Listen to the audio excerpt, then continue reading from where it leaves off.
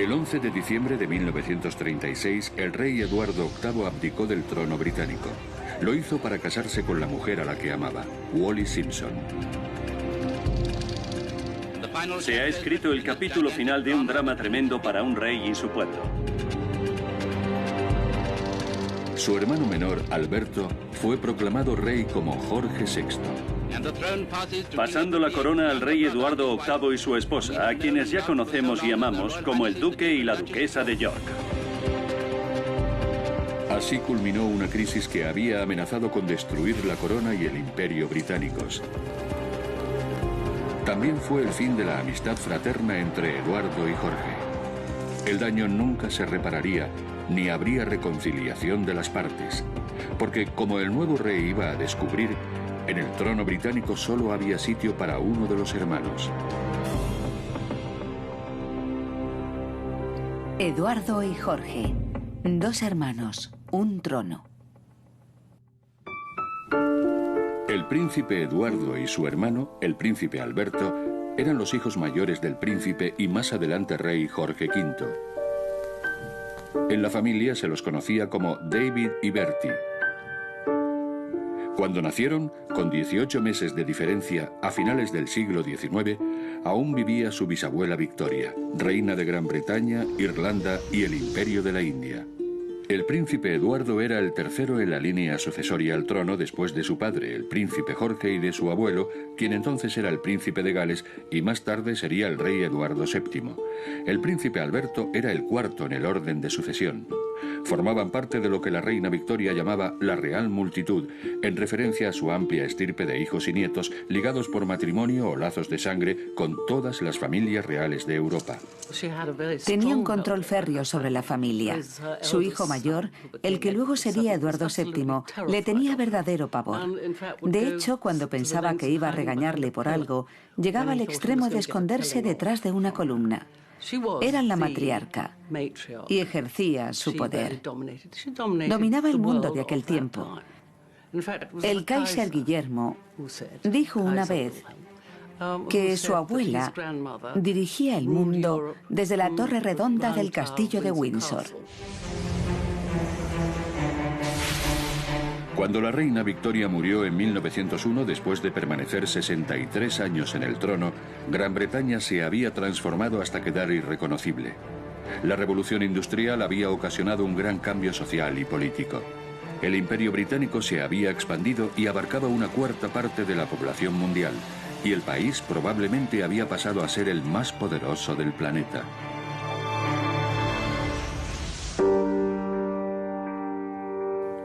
Pero a los jóvenes príncipes, criados en el relativo aislamiento de la finca de Sandringham, situada a unos 170 kilómetros al norte de Londres, estos acontecimientos no les protegieron de las privaciones de una educación de clase alta. Como tantos otros vástagos de la aristocracia criados en el campo, pasaron su primera infancia en la guardería, y no fueron años idílicos, ni mucho menos. Las niñeras la tenían tomada con el pobre Bertie y cuentan que la culpa de todos los problemas digestivos que padeció de mayor la tuvo su sádica niñera, que le daba el biberón en una calesa que iba dando saltos todos los días.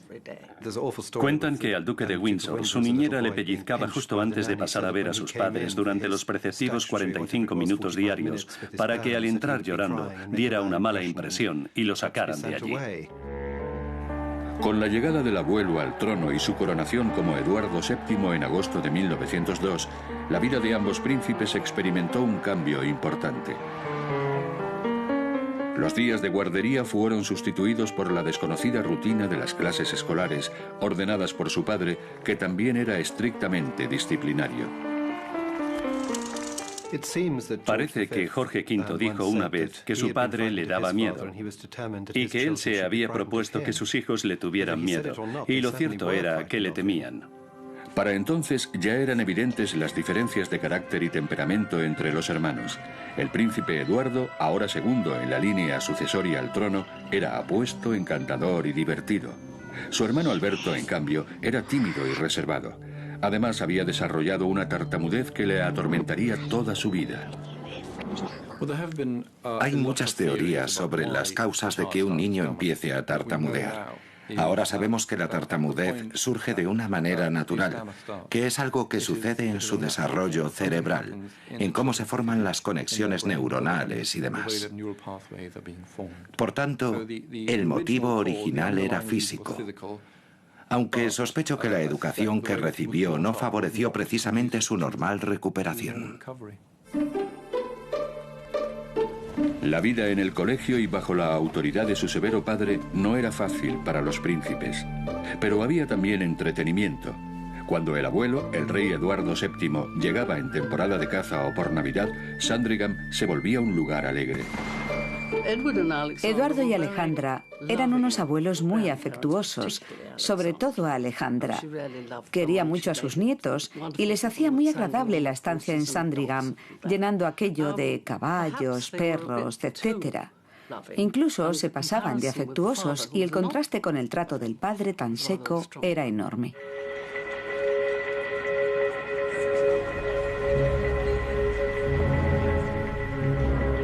El reinado de Eduardo VII fue breve. Murió en 1910. Vemos al nuevo rey caminando tras el carruaje, acompañado de su primo, el emperador alemán, el príncipe de Gales, que ya es un joven de 16 años, y el duque de Connaught. Para entonces, el príncipe Eduardo y el príncipe Alberto ya habían salido del confinamiento de Sandringham y eran cadetes de la Real Academia Naval. Mientras que el príncipe Eduardo parecía espabilado y gozaba de popularidad, el príncipe Alberto cargaba con la injusta etiqueta de retrasado, en parte debido a la inhibición que le causaba su tartamudez. Si intentas controlar tu tartamudeo comunicándote lo justo o no comunicándote nada de nada, es muy difícil que puedas transmitir quién eres, lo que sabes, tus aspiraciones. Te vuelves una persona callada y si no consigues comunicar quién eres, la gente hace suposiciones y muy a menudo suponen que no tienes muchas luces. Con su padre en el trono, el príncipe Eduardo había asumido automáticamente el título de príncipe de Gales como heredero directo de Jorge V. Un sofocante día de verano recordaría más tarde ante 10.000 personas.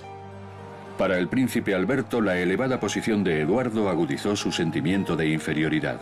Un sentimiento que, a pesar de su éxito posterior, nunca le abandonó del todo.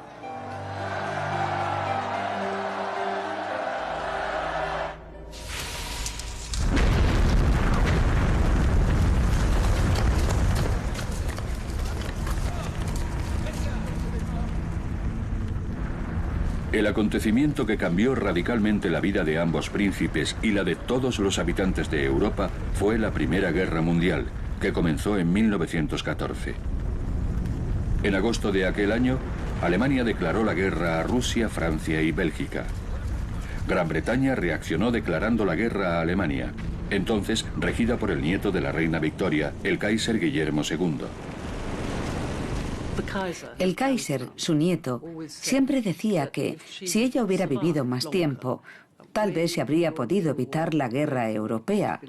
Y seguramente tenía razón, porque el hecho de que Eduardo VII, hijo de Victoria, y que el Kaiser se detestaran, sin duda tuvo mucho que ver. El príncipe de Gales sirvió como oficial subalterno en la Guardia de Granaderos y fue enviado a Francia, donde fue asignado a la Fuerza Expedicionaria Británica. Dada su condición de heredero al trono, se consideró que era muy peligroso que sirviera en el frente, para su gran frustración. Ojalá estuviera luchando junto a esos grandes compañeros, escribiría entonces. Pero solo se permitió al príncipe hacer una visita para observar el combate. La mayoría de los recuerdos de aquella época son sus visitas a los heridos en hospitales. Su hermano, el príncipe Alberto, sí se incorporó al servicio activo. Destinado en el HMS Collingwood, participó en las operaciones de la flota británica en el Mar del Norte en busca de la flota alemana en alta mar. En mayo de 1916, Alberto estaba a bordo del HMS Collingwood durante la batalla de Jutlandia. Los buques británicos disparan andanadas. Sin embargo, ya antes de eso, los problemas gástricos que arrastraba desde la infancia habían vuelto con fuerza. Se le declaró una invalidez parcial y tuvo que permanecer alejado de los campos de batalla. Esta circunstancia le llevó a pasar bastante tiempo con el rey y la reina. La experiencia favoreció la relación entre padre e hijo y Alberto fue testigo en primera línea de lo que significaba ser rey en tiempo de guerra. Una experiencia que le sería muy útil 2 décadas más tarde.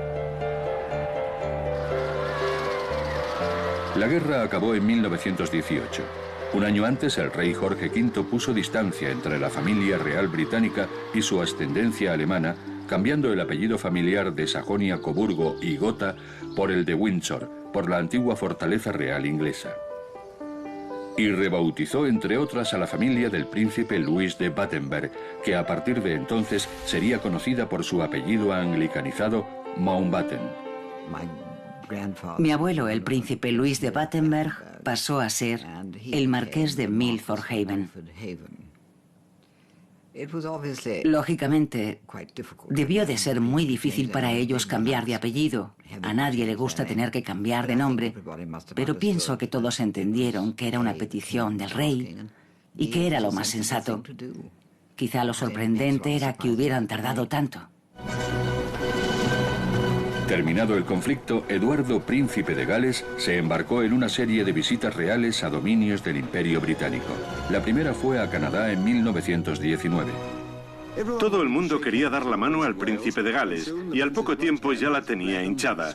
En una carta contaba que estaba usando la mano izquierda tras haber apartado temporalmente del servicio imperial a su mano derecha. Las visitas continuaron y la popularidad del príncipe iba en aumento. Pero el rey veía con alarma lo que percibía en su hijo como un menosprecio del protocolo y la tradición reales.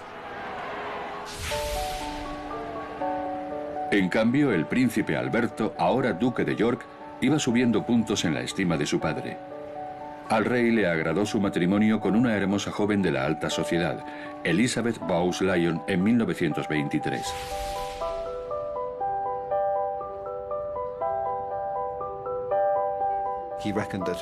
El rey reconocía que el duque de York, como ahora se llamaba, había subido de categoría. Pensaba que había conocido a una persona sumamente sensata, que pedir su mano era lo mejor que había hecho nunca, y que ella era una mujer fuerte, y le infundía confianza. Para entonces, el duque ya mostraba un vivo interés por las condiciones laborales de las clases trabajadoras y visitaba asiduamente las minas de carbón y las fábricas, ganándose el apodo de El Príncipe Industrial. Pero de todos sus deberes políticos, había uno que le daba auténtico pánico: hablar en público. El primer discurso importante del duque fue en 1925, en la ceremonia de clausura de la Exposición del Imperio Británico, organizada en Wembley, en Londres. Por culpa de su tartamudeo fue un desastre. La experiencia de no poder producir el habla, de bloquearse, que es el término técnico, la he vivido en persona. Te ves atrapado en tu cerebro, todo se oscurece y no tienes ni idea de lo que está pasando a tu alrededor. Asusta mucho y además es absolutamente humillante. Por casualidad, aquel día entre la multitud había un terapeuta del habla australiano llamado Lionel Lowe que oyó el discurso del duque. Aunque al parecer Lowe expresó un interés profesional, entonces no podía ni imaginar que el duque iba a ser su paciente más famoso. El duque realizó su primera visita al consultorio londinense de Lowe en Harley Street el 19 de octubre de 1926.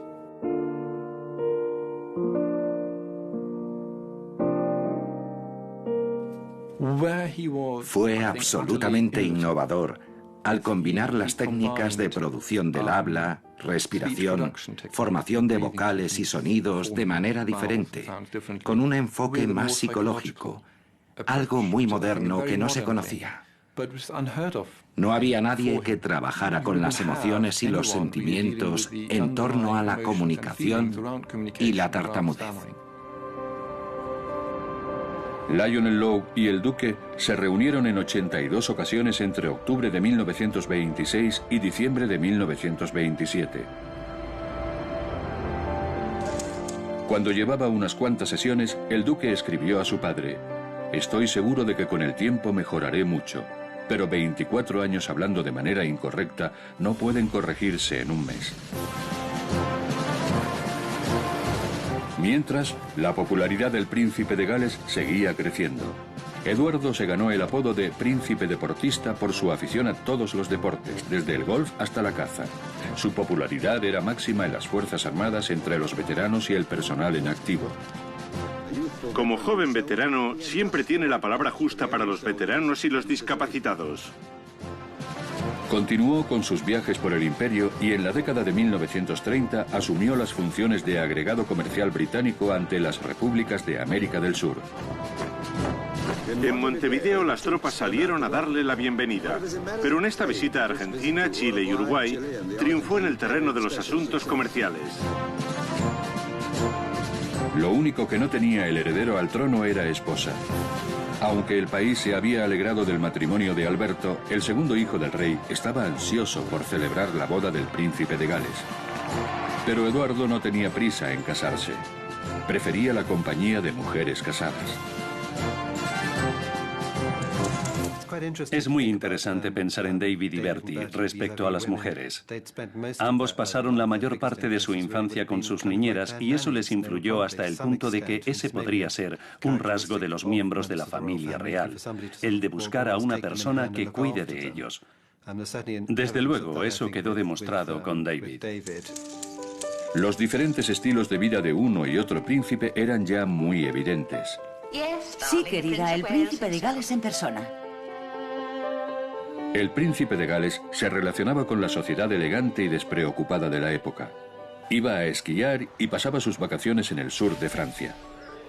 Los York formaron una familia. El duque siempre decía «nosotros cuatro» cuando hablaba de su esposa y sus dos hijas Isabel y Margarita. Les gustaba pasar tiempo juntos, en casa o en el campo. Tanto el duque como la duquesa de York sentían un profundo aprecio por el príncipe de Gales. Cuando la pareja se mudó a su hogar en Windsor, una mansión llamada Royal Lodge, veían a menudo al príncipe de Gales y su amante casada, Lady Thelma Furness, en la cercana mansión de Eduardo, Fort Belvedere, situada también en el Gran Parque de Windsor. Aunque confiaban en que Eduardo encontraría la esposa adecuada, aceptaban a Thelma. Cada nueva amante del príncipe de Gales, ya fuera Frida Dudley Ward o Lady Thelma Furness, no representaba una gran amenaza, y como él era una figura poderosa en la familia, si daba una fiesta, todos asistían y se relacionaban con naturalidad. Lo que pensaran en privado sobre estas señoras ya es otro asunto. El duque y la duquesa aceptaron conocer a Thelma Furness, pero no puede decirse lo mismo de la mujer que la sustituyó como objeto del afecto del príncipe Eduardo, Wallis Simpson. Estadounidense, casada en 2 ocasiones, Wallis conoció al príncipe a través de Thelma Furness. En 1934, la señora Simpson se lo había agradecido a su amiga ocupando su lugar como amante del príncipe de Gales. Eduardo estaba perdidamente enamorado de Wallis. Decían que tenía dominado al príncipe, y su hermano Alberto se lamentaba de que Wallis lo había apartado de sus hermanos. El error que cometió la señora Simpson fue que flirteó con él como si se tratara de un artista de cine o un magnate de los negocios, sin comprender su posición ni quién era él, y atrapó a un hombre dañado, que estaba deseando escapar.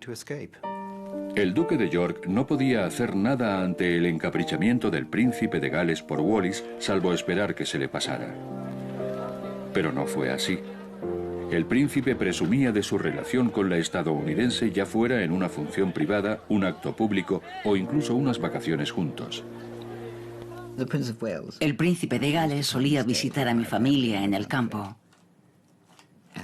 Y después la señora Simpson venía también. Recuerdo que una vez la señora Simpson sorprendió a mi madre con un pollo frío como regalo. Fue un detalle, aunque insuficiente para una docena de personas. Chocó mucho. En Estados Unidos era una costumbre, pero entre los británicos no.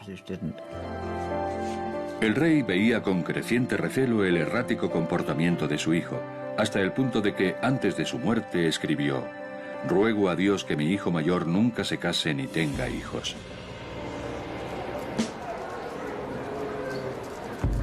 El rey Jorge V murió el 20 de enero de 1936. Ese año la nación y el imperio británicos iban a sufrir un cataclismo. Para el duque de York sería el año más difícil de su vida. El príncipe de Gales fue proclamado rey con el nombre de Eduardo VIII.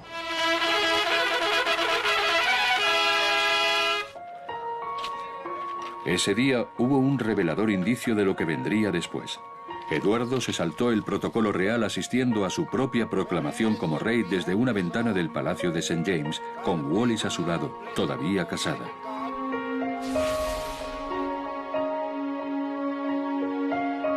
Eran tiempos muy diferentes. La prensa estaba controlada por ciertas figuras muy poderosas como Lord Beaverbrook, que se pusieron de acuerdo en que nada de esto podía salir en los periódicos. Así se dio la situación de que una supuesta sociedad, que en realidad consistía en un grupo muy reducido de personas, sabía lo que estaba pasando, mientras que la opinión pública británica era desconocedora por completo. La popularidad de Eduardo estaba en todo su apogeo. Aún no existía la televisión, pero era la persona más fotografiada del mundo. Aunque sus súbditos le adoraban, no gozaba de tanta popularidad entre los miembros de su corte. A Eduardo VIII le irritaba tener que dedicar tiempo a los asuntos de Estado, así que solo prestaba una atención mínima a sus obligaciones como monarca constitucional. Pero lo peor de todo era que, en opinión de la corte real, el rey Eduardo tenía un único interés, y era Wallis. Ella, por su parte, veía alarmada la información que se publicaba en la prensa de Estados Unidos sobre su relación con el rey.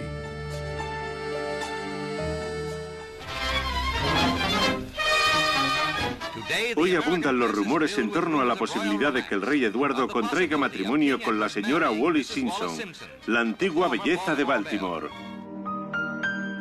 En septiembre de ese año, Wallis escribió al rey sugiriéndole que pusieran fin a su relación. El rey respondió que, antes de soportar la vida sin ella, prefería rebanarse el cuello con un cuchillo. Estoy seguro de que hubo al menos una ocasión, si no dos, en que ella sintió auténtico pánico. Lo último que quería era pasar por la pérfida mujer que había arrastrado al rey y todo eso, y la verdad es que era una imagen injusta, porque era él quien había querido irse, y ella, hasta cierto punto, era una víctima.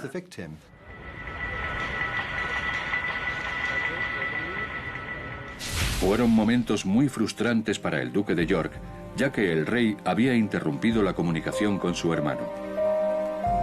A finales de octubre supo que Wallis Simpson se estaba divorciando. Fue entonces cuando se dio verdadera cuenta del rumbo que habían tomado los acontecimientos.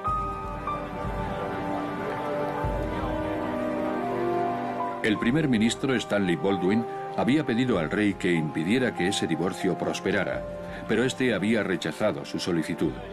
Además, se le dijo al duque que la abdicación de su hermano podía poner fin a la estirpe familiar. Creo que Alberto necesitó bastante tiempo para asimilar lo que estaba pasando, porque realmente no veía a su hermano. Fue después del divorcio de ella, en Ipswich, cuando de golpe comprendió, horrorizado, que David elegiría a Wallis y que renunciaría a todo por ella. En noviembre, el rey confesó a Stanley Baldwin que quería casarse con Wallis Simpson en cuanto su divorcio fuera definitivo. Baldwin, intentando ganar tiempo, aceptó estudiar la propuesta del rey y consultarla con su gabinete y con los dominios del Imperio Británico. No obstante, avisó de que ese matrimonio con toda probabilidad no se celebraría porque la Iglesia de Inglaterra se oponía a otro matrimonio tras el divorcio y porque la opinión pública nunca aceptaría a la señora Simpson. ¿Puede un rey separar su vida personal de sus obligaciones públicas? Se propuso al rey tres opciones: poner punto final a su relación con la señora Simpson, casarse en contra del consejo de sus ministros, quienes en tal caso presentarían su dimisión, o abdicar. El duque de York solo podía mirar horrorizado. Dijo a su secretario particular: «Me siento como el proverbial cordero yendo al matadero». El rey mantuvo su desafiante actitud hasta el último momento. El primer ministro no estaba nada seguro de que el rey fuera a abandonar.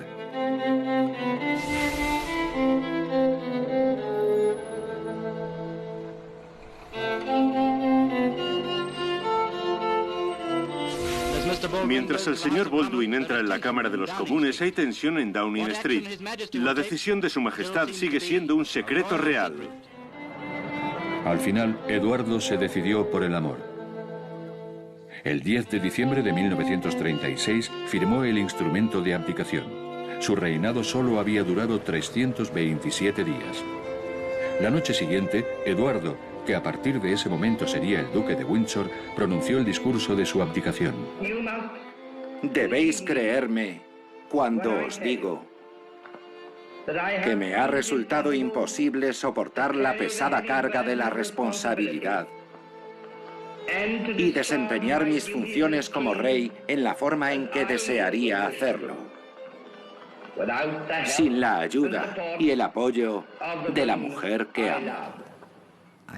Recuerdo muy bien el discurso de la abdicación. Y me acuerdo de un detalle. Antes, en todas las casas de campo que visitabas, solía haber una fotografía del apuesto príncipe de Gales. Pero después de la abdicación observé que en muchas casas la habían retirado porque les había decepcionado profundamente. Era un hombre que siempre había estado destinado a ser su rey y había renunciado sin más. Estaban indignados. Tras la emisión del discurso, el duque de Windsor se despidió de su familia y puso rumbo inmediatamente a Austria, donde permaneció hasta que Wallis Simpson obtuvo definitivamente el divorcio en abril.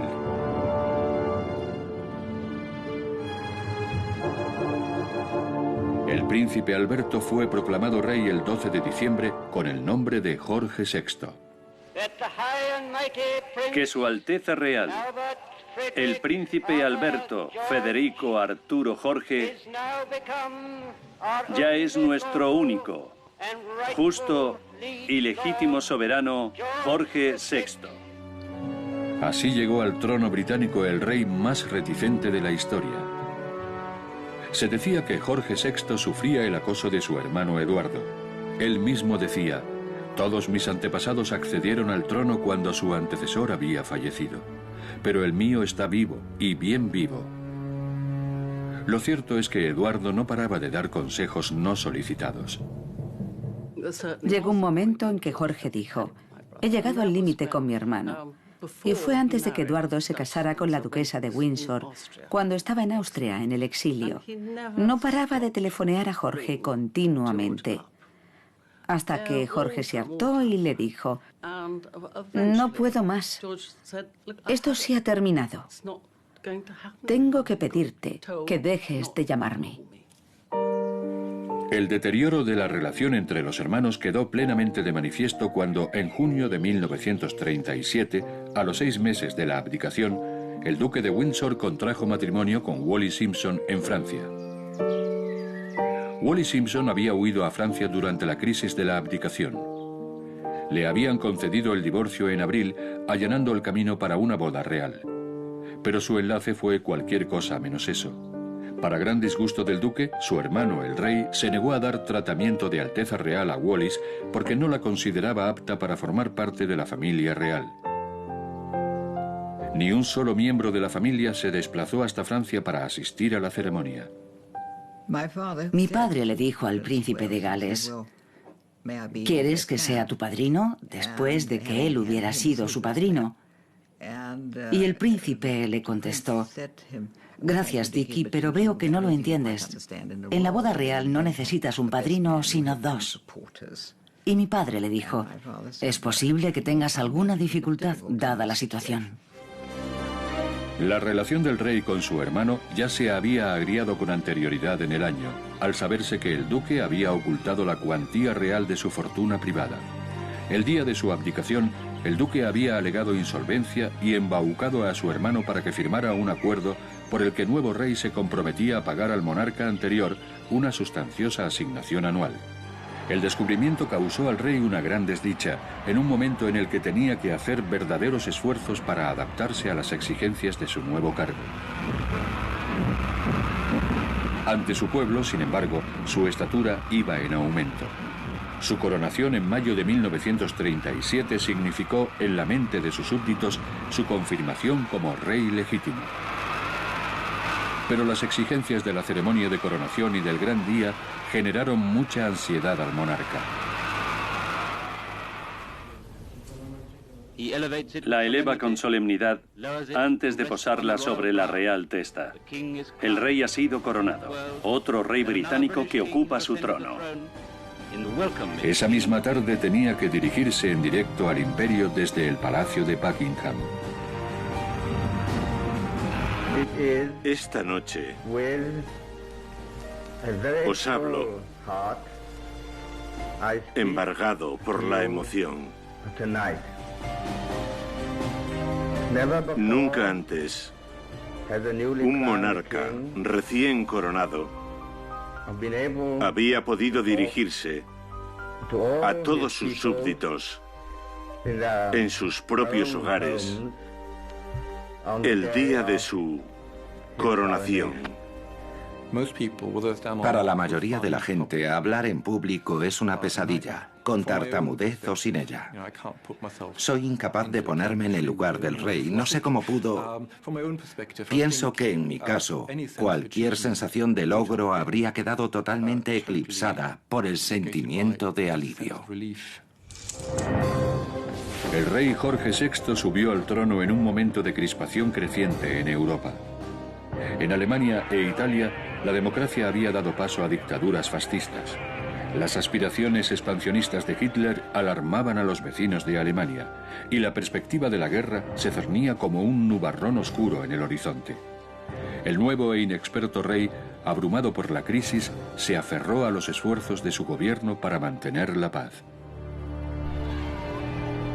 Para gran alarma del gobierno británico, el duque de Windsor, incapaz de resistirse a los focos, intentaba actuar por su cuenta como negociador de la paz. Exiliado en Francia y sin un cargo oficial, el duque iba a dar una desagradable sorpresa cuando, en octubre de 1937, él y la duquesa visitaron Alemania.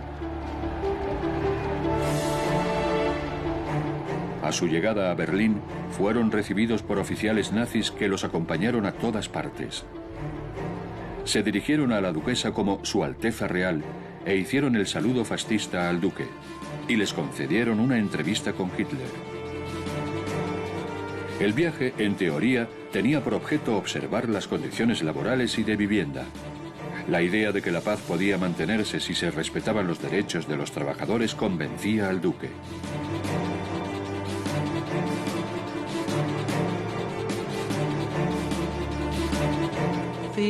Lo más benévolo que podría decirse sobre la actitud de Eduardo hacia Hitler y compañía es que era de puro apaciguamiento. Me temo además que en esa ligera, más que ligera actitud fascista, había algo que atraía a Eduardo. No era un demócrata en realidad. No comprendía realmente la democracia. Y pensaba que lo más importante era que no entráramos en guerra con Alemania, que no siguiéramos enfrentados a los alemanes. La visita no sirvió para mejorar la situación de las clases trabajadoras, pero sí para convencer a los nazis de que el duque simpatizaba con su causa. Fue un éxito propagandístico para Hitler.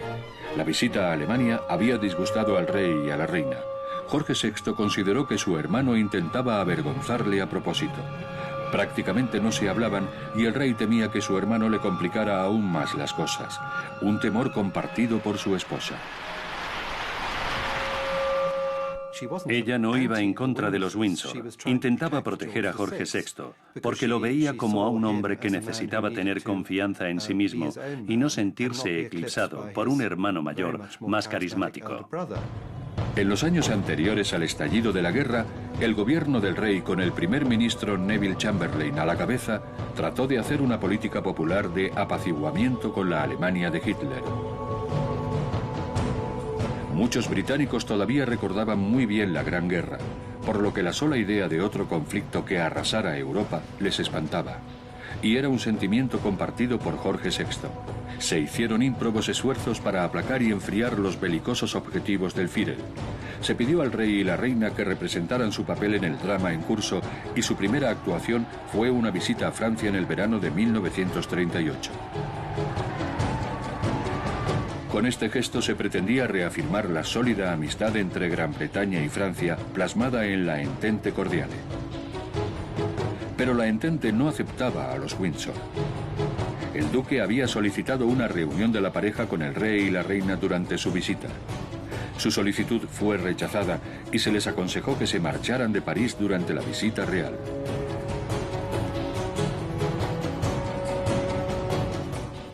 Me parece lógico que el rey y la reina no quisieran tener al anterior rey a su alrededor en su visita a París, y el propio duque de Windsor lo comprendía muy bien y lo aceptaba.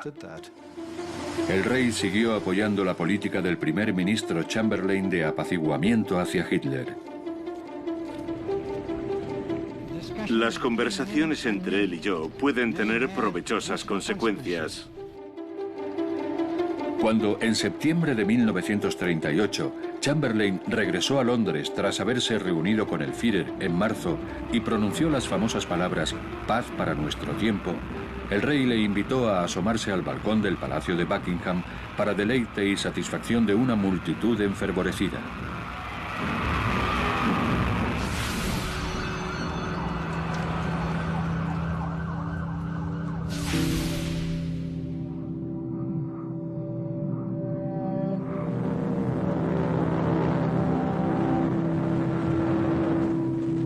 En marzo, Alemania había ocupado Checoslovaquia y establecido su dominio en otras partes de Europa Oriental.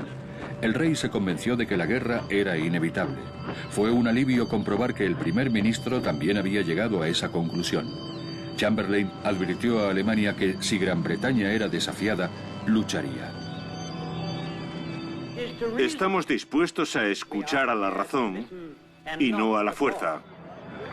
También comunicó al gobierno de Polonia que si Alemania atacaba sus fronteras, Gran Bretaña acudiría en su ayuda. Canadá les da la bienvenida con la explosión de una salva real. Mientras la tensión se acumulaba en Europa, el rey Jorge y la reina Isabel partieron rumbo a Canadá y Estados Unidos en mayo de 1939. El propósito del viaje era reforzar la alianza entre Gran Bretaña y Norteamérica con miras a lo que ya parecía una guerra segura. Mientras proseguía su gira, el duque de Windsor continuaba con su propia política de inútiles injerencias. Ese mismo mes pronunció un llamamiento a la paz mundial dirigido en América. Más tarde, el duque diría que se había sentido impulsado a hacerlo porque él también pensaba que Europa estaba abocada a la guerra y que solo los americanos podían impedirlo. Si el duque de Windsor pensaba que su iniciativa iba a encontrar respaldo en su país, se equivocaba. Solo reforzó el rechazo ante la perspectiva de que él y la duquesa volvieran a Inglaterra. En agosto de 1939, la pregunta ya no era si habría guerra, sino cuándo estallaría. El 1 de septiembre, Alemania invadió Polonia. La agonía de Polonia ha comenzado. Gran Bretaña declaró la guerra a Alemania el 3 de septiembre. Ese día el rey pronunció el primero de un gran número de discursos dirigidos a la nación y al imperio en tiempo de guerra. Muchos consideraron que este discurso fue su aportación más significativa al esfuerzo bélico. Un mensaje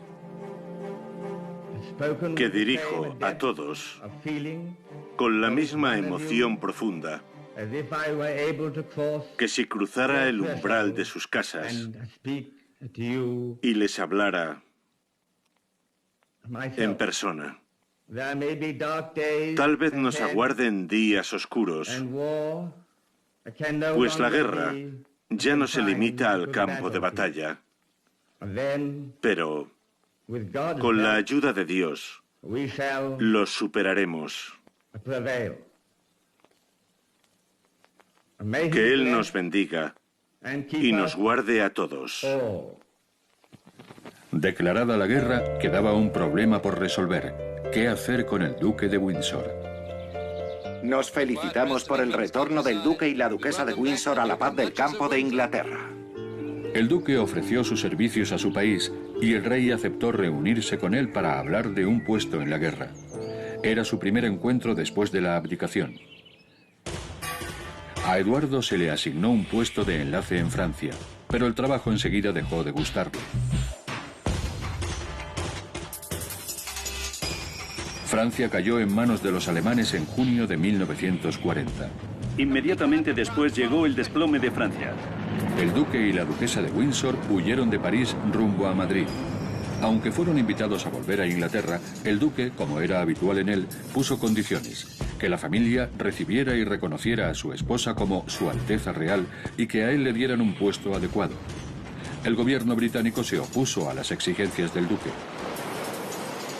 Y Eduardo y su duquesa tuvieron que marcharse de Europa. Desde el transatlántico Excalibur al embarcadero del Real Club Náutico de las Bermudas, llegan el duque y la duquesa de Windsor para visitar la casa de gobierno en Hamilton. El duque tomará posesión como gobernador y comandante en jefe de las Bahamas. El nuevo cargo del duque era en realidad una pena de destierro que ofendió enormemente a los Windsor. A pesar de ello, la pareja se quedó en las Bahamas hasta el fin de la guerra. Habían salido de Europa antes de que los alemanes tuvieran ocasión de capturar al duque en España. Hitler había considerado la posibilidad de usar al duque para negociar en caso de una invasión triunfal de Inglaterra o en conversaciones de paz. Más tarde se supo que el duque había dicho que estaba a favor de firmar la paz con el enemigo de Gran Bretaña y que creía que la guerra se podía haber evitado. La impresión de que el duque y la duquesa de Windsor simpatizaban con la causa nazi caló profundamente. La duquesa y yo, naturalmente, estamos muy felices de volver a pisar América. Los servicios de información estadounidenses vigilaban en secreto al duque y a la duquesa ante la sospecha de que estaban pasando información delicada a los nazis. Incluso hubo controvertidos rumores de que Joachim von Ribbentrop, el ministro de Exteriores de los nazis, había sido amante de la duquesa cuando era embajador en Gran Bretaña en 1936 y que ella seguía en contacto permanente con él.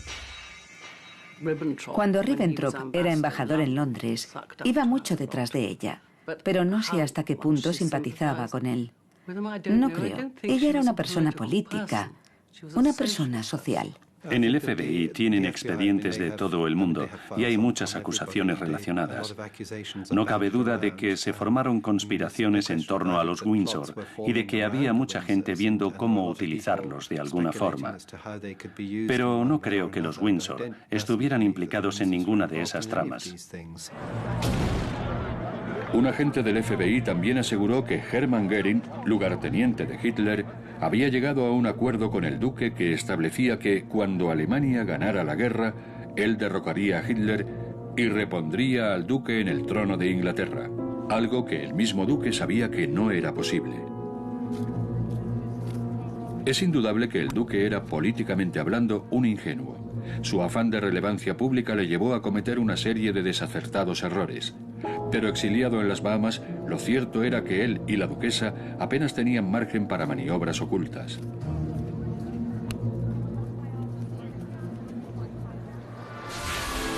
El 18 de mayo de 1945 se declaró la victoria en Europa. En Londres, grandes multitudes se congregaron para celebrarlo. Hoy, día de la victoria en Europa, podemos permitirnos ahora un breve periodo de regocijo.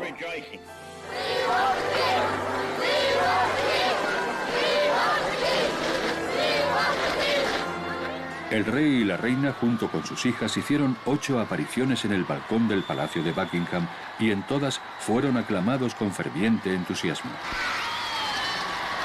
También hubo un discurso de la victoria pronunciado por el rey. La voz de su majestad era ya el familiar sonido de un amigo que había ayudado a mantener unida la nación en tiempo de guerra. Irónicamente, de todos los discursos de guerra del rey, el de la victoria fue el que más le costó pronunciar, sobre todo por culpa del agotamiento.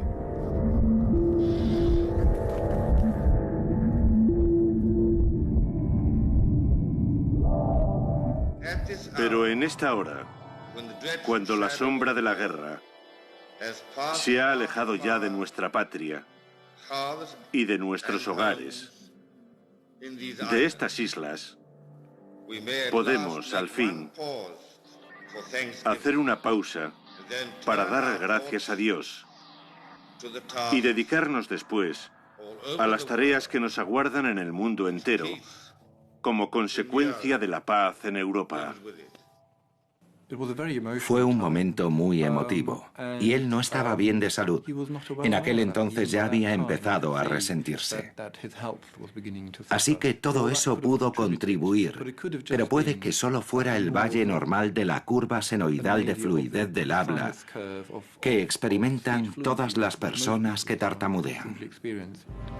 Terminada la guerra, resurge la cuestión de qué hacer con el duque de Windsor. El duque ha dejado meridianamente claro que la mudanza a París no tiene carácter permanente. Tiene la firme intención de llevar a su esposa a su tierra natal. Lo dejara meridianamente claro o no, nunca iba a ocurrir. Con su trayectoria durante la guerra no se había ganado el favor del rey ni del gobierno y su vuelta a Inglaterra no era posible. No podía haber dos reyes otra vez en Inglaterra, y aunque su deseo fuera volver y vivir en Fort Belvedere, reinventarse como un hermano menor del rey e introducir a la duquesa de Windsor en la casa de Windsor, etc., siempre habría sido bajo sus condiciones y siempre con dificultades. Al no poder volver a casa, el duque y la duquesa volvieron a instalarse en Francia, donde ya se quedarían hasta el fin de sus días.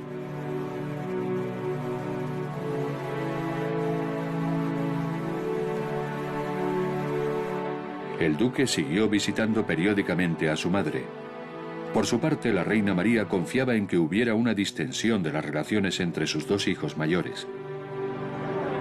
Pero la continua insistencia del duque en lograr la aceptación de su esposa en la familia real seguía siendo un obstáculo para la reconciliación de Eduardo con el rey.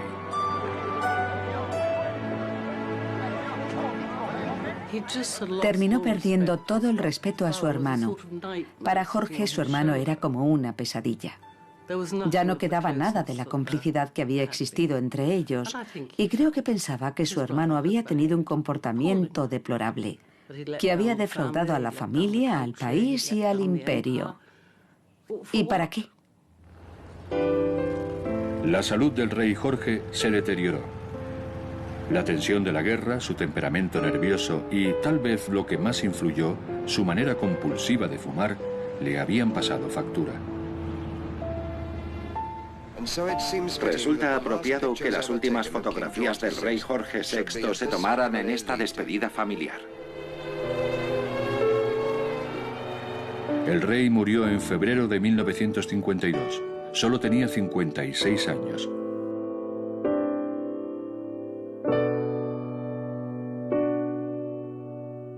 El duque asistió al sepelio, sin su esposa. Tras él deja a dos hermanos, uno de ellos el conocido como el destronado Eduardo VIII. El acercamiento entre el duque y el rey no había ocurrido. Todas las peticiones del hermano mayor para visitar al rey y la reina en los meses anteriores a la muerte del monarca habían sido rechazadas.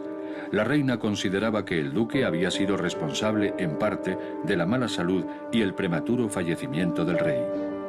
La reina madre y, desde luego, la princesa Margarita opinaban que el hecho de haber tenido que asumir tanta responsabilidad había acortado su vida. Por supuesto, tenía cáncer y había fumado demasiado. Pero puede argumentarse que de haber llevado una vida más tranquila como hermano menor del rey, no habría tenido una necesidad tan grande de fumar. Durante su visita a Inglaterra con motivo del entierro de su hermano, el duque pudo reunirse con la reina Isabel, que ahora era la reina madre. Pero la reina María fue demasiado optimista al pensar que la desavenencia familiar había terminado ya. En los 20 años que transcurrieron entre la muerte de su esposo y la muerte del duque, la reina madre solo vio al duque en contadas ocasiones. La reina María murió en 1953. 14 años más tarde, en 1967, invitados por la reina Isabel II, el duque y la duquesa de Windsor asistieron al descubrimiento de una placa en memoria de la reina María en Marlborough House, en Londres. Era la primera vez que la duquesa y la reina madre se veían desde antes de la abdicación. Ambas mujeres solo volverían a verse en otra ocasión, el entierro del duque. El duque de Windsor murió en París en mayo de 1972, pero fue enterrado en el cementerio de Frogmore en Windsor, como había manifestado que era su voluntad. Invitada por la reina, la duquesa se instaló en el palacio de Buckingham para el entierro. A la duquesa de Windsor le daba mucho miedo venir a Londres para el entierro porque no conocía prácticamente a la familia de su esposo. Le preocupaba especialmente el encuentro con la reina madre. Lord Mountbatten la tranquilizó diciéndole que la propia reina había perdido a su esposo y que sentía gran compasión por ella, que es como cabía esperar que reaccionara la reina madre en tales circunstancias.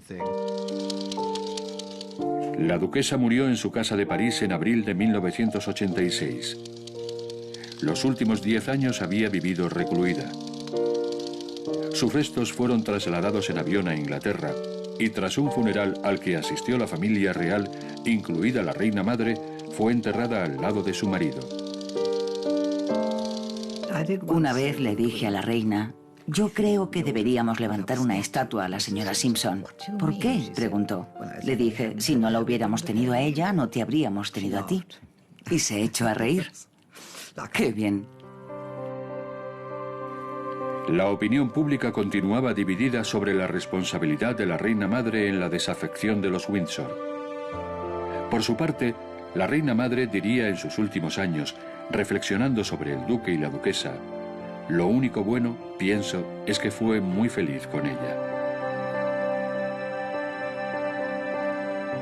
En cuanto a su esposo, Jorge VI, aunque siempre sufrió el acoso de su hermano, había asumido a su pesar un papel que no quería y lo había hecho suyo. El embajador de Francia en Londres, tras la muerte de Jorge, dijo: si la grandeza de un rey se mide por su capacidad de responder a las necesidades de su país durante su reinado, Jorge VI fue un gran rey, posiblemente un grandísimo rey.